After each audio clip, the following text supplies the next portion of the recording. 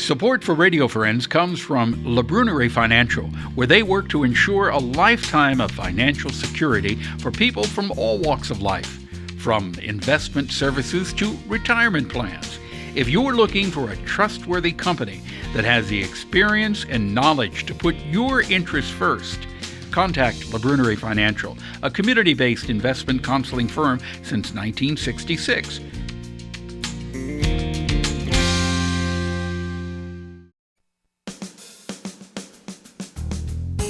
Good morning and welcome to Radio Friends on Monday, November the 22nd. Good to have you with us today. Before we go any further, November 22nd, special day. It's our director, Travis McMillan's birthday.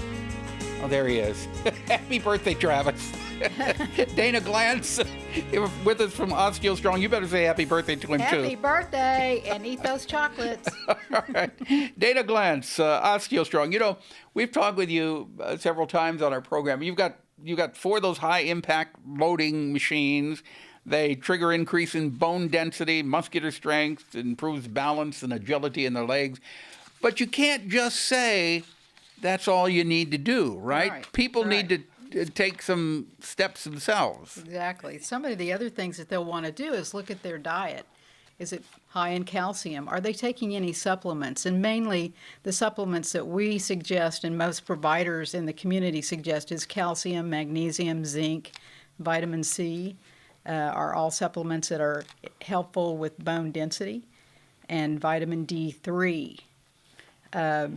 Also, resistance training is important. Also, things like Tai Chi, any kind of relaxation, meditation, mindful movement. Wait a minute, that's going to help build bone density? What it does is it decreases cortisol, and cortisol can increase inflammation in the body. So if we can have an impact on decreasing our inflammation, it will help with our bone density. Okay, so what you're saying is, yeah, it's great you come in and you use those machines, but you can't just depend on the machines itself. You've got to make sure that you're doing what's right for your body. Right, low impact walking and doing trekking. I use trekking sticks so that I get an increased heart rate with the movement of the arms. Yeah. But yes, there's much more to it than just doing osteogenic loading. Mm-hmm. Osteogenic loading does have a high impact on bone density,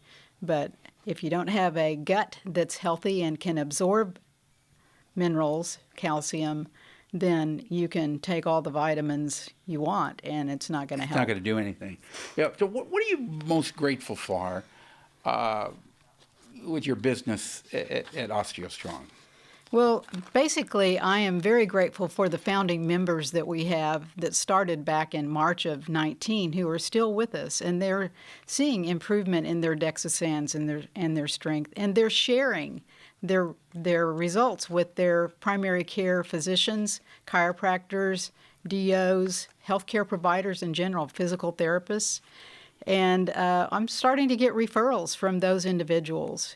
Members are taking their results to their providers and showing them what they're gaining. Yeah, it really is a partnership that you have to have. A partnership with your medical provider and with doing the loading there at OsteoStrong. And I wanted to talk about, you were telling me, and we're out of time for this today, but I want to do another segment on this, on dentists that are now starting to see problems from some medications and are referring them over to doing the high impact exercises there. I also want to put a plug in for the Health Sciences Department here at the university, and I've made an affiliation with them, and I'm hiring coaches through their health and wellness program. Well, great. Yeah. Great. If people want more information, how can they contact you, Dayna? They can just Google OsteoStrong Corporate Lake. Our number is 554-5881. Okay. And remember, it is a partnership. You need to stay up on what you're doing to take care of your body. Yeah, lots of sunshine. Right. Okay. Thank you, Dayna Glanz. Good to have you here. Good to see you. All right. Now we're going to talk about food safety during the holidays. I want to introduce you to Sarah Eber. Good to have you here from the Missouri Academy of Nutrition and Dietetics. Yes, sir. Glad to be here. You got something in your hand that you said is so important over the holidays. That is your little thermometer. Now, you can get lots of different types of thermometers. There's the meat thermometers, there's digital thermometers, there's probe thermometers. But personally, I am lazy and I don't make that much money. So this is a little $2 or $3 thermometer that you can pick up at Walmart. You always want to make sure you get one that you can calibrate, because all you have to do is put them in ice water and twist this little thing down to 32, and it's calibrated, so it's going to give you an accurate temperature. And when you cook your turkey, you poke it right into the thickest part of the meat, and that applies really to any cut of meat. You want the thickest part of the meat muscle, put it all the way in, and there's a little indentation. It's sometimes hard to see unless you get right up on it. I can see it, yeah. That needs to be in the center of the muscle, typically where it would be the coolest, and that's where you need to make sure it gets up to 160, between 140 and 165. Okay, let's talk about calibrating. Mm-hmm. Do you have to calibrate all of the meat thermometers that you buy? Some of them come that don't need calibration. Well, how do you know? They'll usually tell you when you unwrap them, but that's the nice thing about these little inexpensive ones. You do have to calibrate them, but it's not much to do, and it's very simple to do to keep them very accurate. And if you don't calibrate them, you need to calibrate them each time you use it? Probably once a week. Or at least before you use it, if you don't use it very often. I didn't realize that. Yeah, but the trick with a thermometer, especially if you thaw your turkey, or you thaw your turkey but then you stuff it, you definitely want to make sure that the stuffing inside the bird gets to 165 degrees.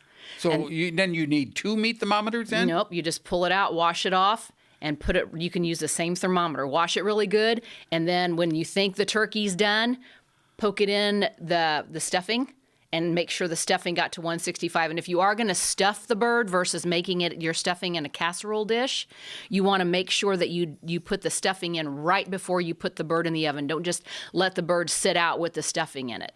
Because bacteria can grow. Is it better to roast the turkey without the stuffing or with the stuffing? My recommendation is without the stuffing. That's what I thought. A lot of family traditions, that's just what we do. And that you can certainly do that safely, but the key parts are that you need to thaw your turkey completely in a safe manner. So that means you thaw it in the refrigerator. You kind of want it on the bottom shelf so any of the juices don't go all over anything fresh that you might eat raw. Or you want to make sure that you put it in cold ice water to thaw and change the water every 30 minutes, or thaw it in the microwave according to your microwave directions. Yeah. Those are the safest ways to thaw your turkey. Then, if you make your stuffing, don't put it in until you're actually ready to roast the turkey. And as I said, use your thermometer, check it into the core of the meat, make sure it's 165 or 140 to 165, and make sure that stuffing gets up to 165. Got it.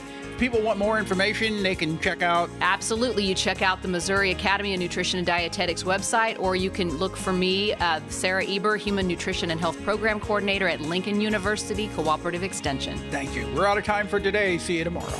Bye-bye.